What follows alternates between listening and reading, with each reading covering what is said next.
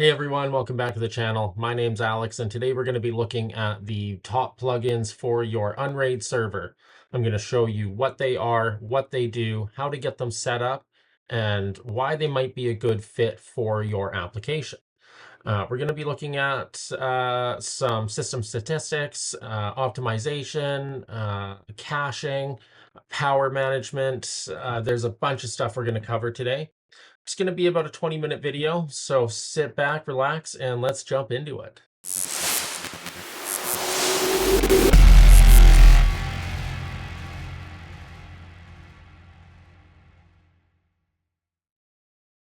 All right, so we are going to get logged into our server, and we're going to head on over to the Community Applications tab. And here we can actually have a look at plugins that they offer. There are a ton of useful tools that we can get set up on our server, but I'm going to be showing you the ones that are most used and most useful.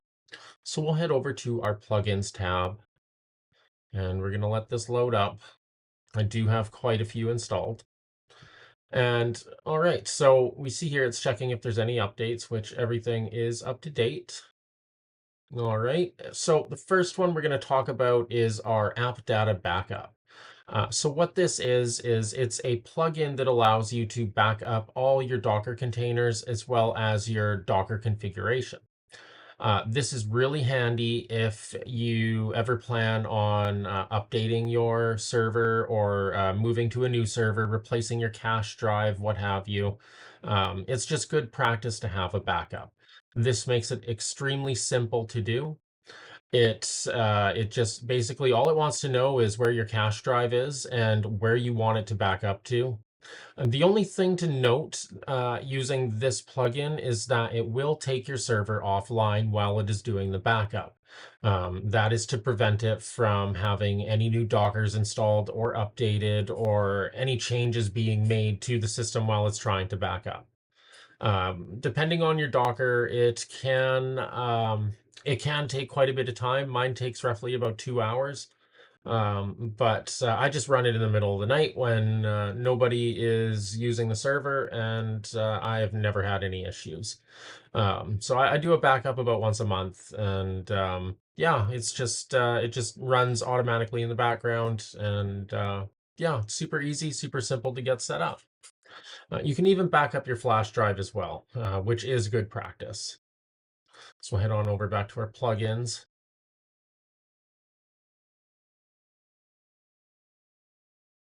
And the next one we're going to look at is Auto Tweak. What is Auto Tweak? Well, it is a power performance optimization plugin, and it basically tunes your server for the optimal settings. And here you can see that I have set mine for performance. And the power profile is set to balanced. That way, when I need the performance, it's there, but it's generally running without using much power. And I'm using a dual 1100 watt power supply on an enterprise server, which typically would see around 600 to 800 watts with all drives spun up. But I'm actually, let's take a look, see what my power consumption is. So for this server and my network, I'm only pulling 300 watts, and I have 8 drives connected. So that's pretty good. Okay, so yeah, auto tweak, super simple. You just basically set how you want it balanced. And there are, if you notice, when I'm next to the setting name, there's a question mark. If I click it, it'll actually bring up the help info for that specific setting. So again, nice and simple to use. Just ignore all this stuff. It's not important to getting it set up, especially if you're not technical. So we'll go back to the plugins. The next one is more of an advanced user plugin. It's for cleaning up your Appdata folder after you've removed any any Docker containers. Now, the problem that most people run into with this particular plugin is that they will mess up on a Docker install. They'll then use this plugin, or sorry, they'll delete the Docker container. Then they will reinstall the Docker that they were trying to set up, get it set up, and then according to CA Community Applications Cleanup Appdata plugin, it still thinks that that folder should be deleted because it was put in the queue to be deleted when it was removed from the Docker containers. So if you delete a Docker container and don't run the cleanup app data, and then reinstall that same container, and then you run the cleanup app data, it will remove that Docker container that you properly configured after deleting the misconfigured Docker. So keep that in mind, and I don't suggest new users use this app data cleanup plugin until they're pretty well versed with the Unraid environment.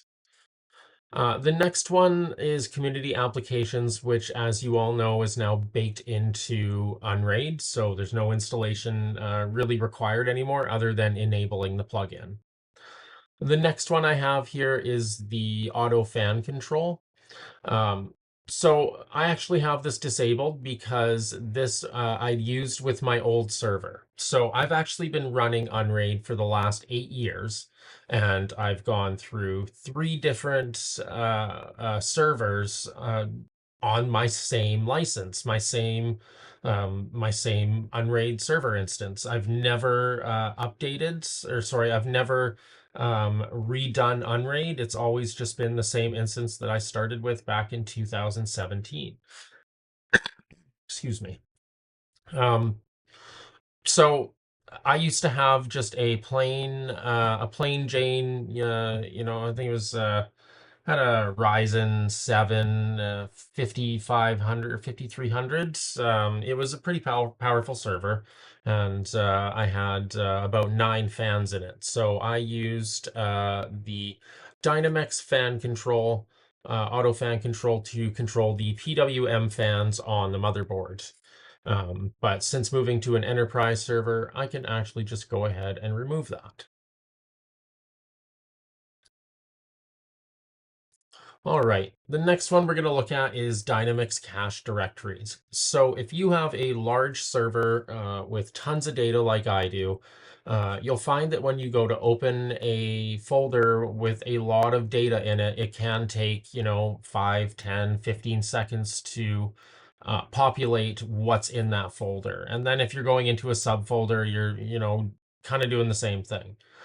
What Dynamics cache directories does is it actually caches all your directories in your RAM. So if you have a good amount of RAM like I do, I think I've got over 100 gigs of RAM in my server. This is a great application or plugin to run. As you can see, I do have it enabled.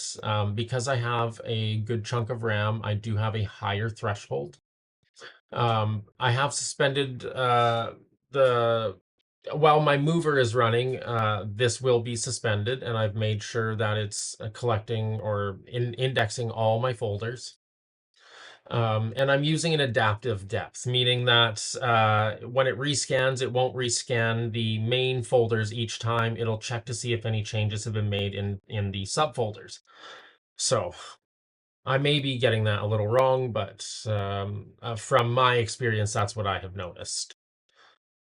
Again, super simple. You just add the plugin through community applications, and it'll start off disabled. So you just go to enabled, make sure all your folders that you want cached in your RAM are um, correctly set in the included folders, and then you just click apply, and that is it. So if we go back here, the next one we'll look at is Dynamics File Manager. And this basically just adds file management to your server. So if I was to go over to my shares and then say open I want to see what's in the downloads folder here. If I click the little browse button here, it'll actually open it up and I can see what is inside of this folder here right off my Unraid dashboard. Again, just there's actually no intervention needed with that plugin installation. You just install it and you're ready to rock. The next one is Dynamex system information. So if we open this up, it'll basically tell us everything about our computer at the BIOS level. So it's telling us each stick of RAM we have installed. It's telling us the model of our server, what CPUs we have in there, if virtualization is enabled.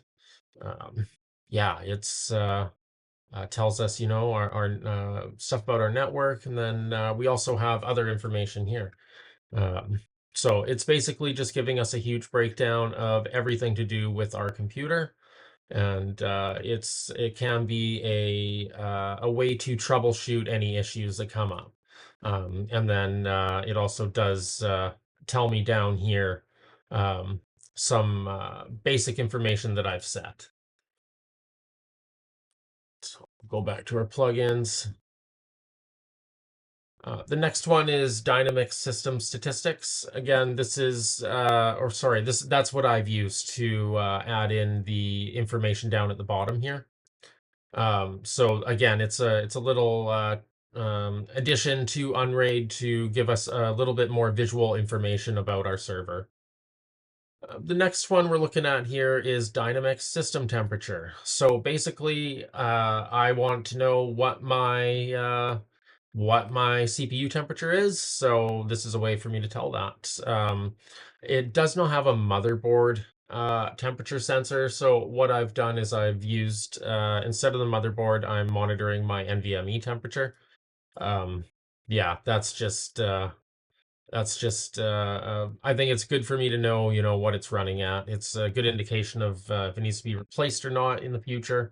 When it starts getting hot for long periods of time, I'll want to go ahead and get that replaced so I don't lose any of my cache information or anything on my cache drive. Like my VMs, my ISOs to spin up VMs and all that fun stuff.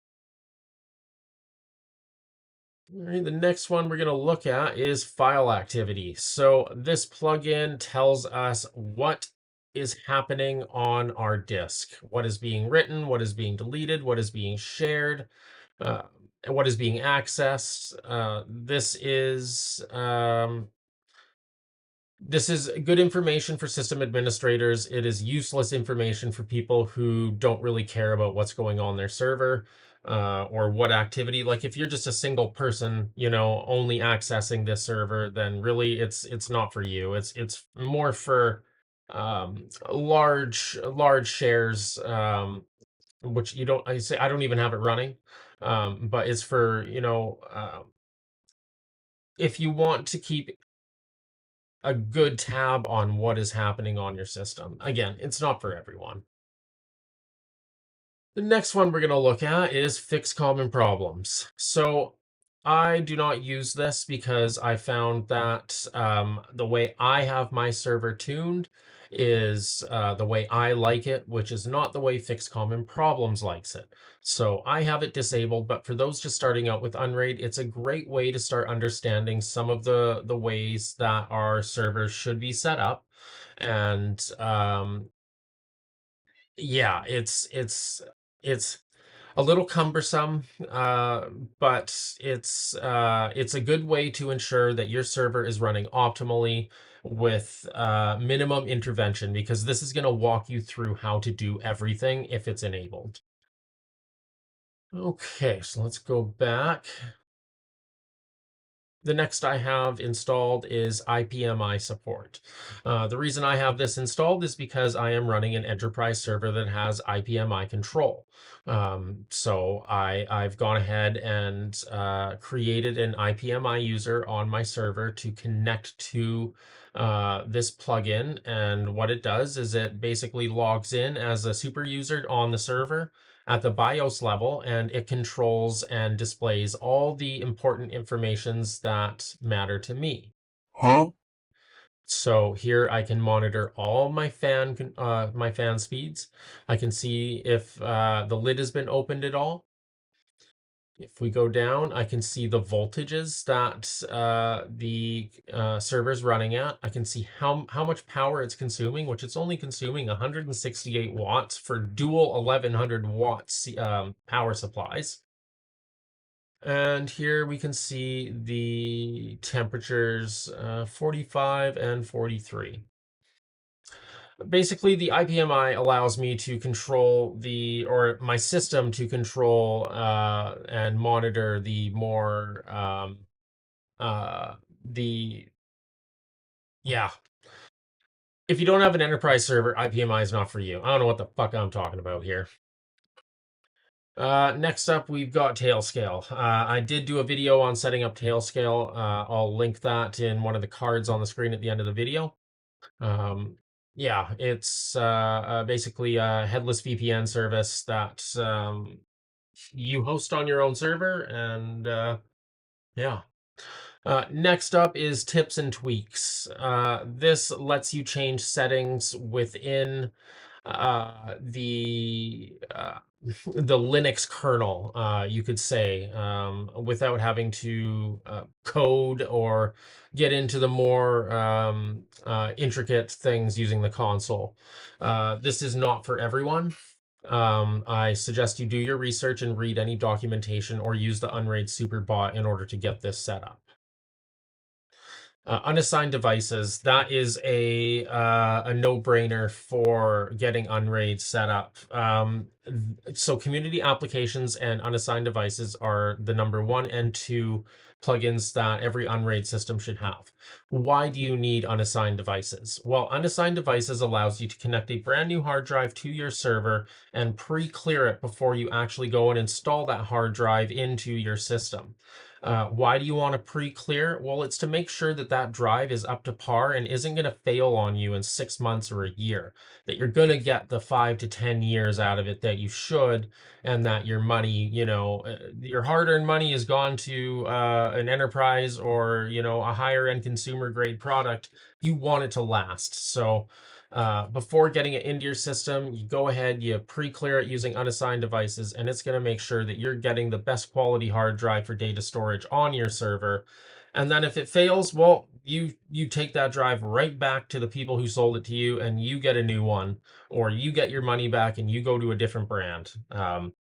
Yeah, it is important that you pre-clear your drives. Try not to use used drives if you can. Um, if you can't afford new, that's totally fine. I rarely use new. I will salvage whatever drives I can find. And to be honest, I've been finding hard drives that are brand new that I have no recollection of buying all over my house the last few months. I found a 1 terabyte SSD drive. I found a 4 terabyte NAS drive, brand new, and then I found a 2 terabyte travel drive, which I have no idea when I bought any of these. I went through my purchase history on Amazon and I couldn't find anything. Oh, and I also found something the other day too, which been sitting in plain sight. I found a brand new what was this? An MSI mechanical keyboard and mouse. Um, and this thing is clicky too. I actually I've been wanting to get it set up, but I've just been lazy. Well, I've been really busy with work, but yeah, let's see if I can get the mic to pick it up here. Anyways, I'm just fanboying over weird shit that I didn't even realize I bought. Just kind of weird. But I don't know. Older you get, the more your memory starts to go, I guess. I don't know. I just think I've had so much going on in the last 4 years here with work and family, and I recently lost my mom not too long ago. Back December 27th, she passed away, and back in November, I had whatever they're calling a heart event, and passed out and smashed my head off the wall and the floor, and so yeah, it's been an interesting couple months, and Work's been going good. I just started a new position within my organization where I'm able to actually work from home 3 days a week and go into the office for two, which I really like. I couldn't do full time at home. That's not what I'm. It's not what I want. I do need my socialization with my coworkers who are like family now. At this point, I'm just rambling, so I'm gonna go leave you to it. I There's not much I can show you to do with plugins. They're something that I actually think most people should kind of start discovering and playing around with on their own. There's not really much you can screw up, um, and nothing that can't be reversed. My only suggestion would be to stay out of the. If you're not a power user with Unraid, don't use tips and tweaks, and don't use the CA cleanup app data plugins. You're gonna be causing yourself some headaches if you don't know what you're doing or don't understand how they work. I would like to do an in-depth video on plugins, but I'm actually a little torn on longer form videos or keeping them around the 15 to 20-minute mark. Um, I find that I get more people interacting with the 15 to 20-minute videos, but I feel like I'm lacking information in those videos, or I'm going too fast, or um, I could be elaborating a little bit more, or doing a little bit better. I actually really enjoy doing longer form videos like I did with my Docker video not too long ago. It was 40 minutes long and I went through all the Docker containers, but it doesn't have that many views or interaction with it. Not as much as the 15 to 20-minute videos. So I'm going to leave you guys with that question. What do you think I should do? Should I do more longer form videos, which I actually do enjoy doing, or more of the shorter form videos that are a little bit, quicker to the point and maybe a little bit less interactive? Um, Again, I don't mind doing either, but I really do enjoy doing the longer form videos because I feel like I'm able to get more information into your guys' hands and allow you to do more with your servers, with what you're trying to accomplish. The last thing I want to do is leave you guys feeling like I'm not giving you all the pieces to the puzzle, which I kind of do feel with this plugin one. But I also want you guys to try things out for yourself. I want you guys to interact with the Unraid Superbot I created. I put a lot of effort into that so that if I was missing something in one of these videos, you guys would have access to information in a similar style to how I deliver it, um, but in text. And I have to say that I actually have used the Unraid Superbot 2 or 3 times testing it out, and I am very happy with how it turned out. And I hope you guys are as well. I'll leave a link to that down below in the description. But other than that, I'm gonna head out.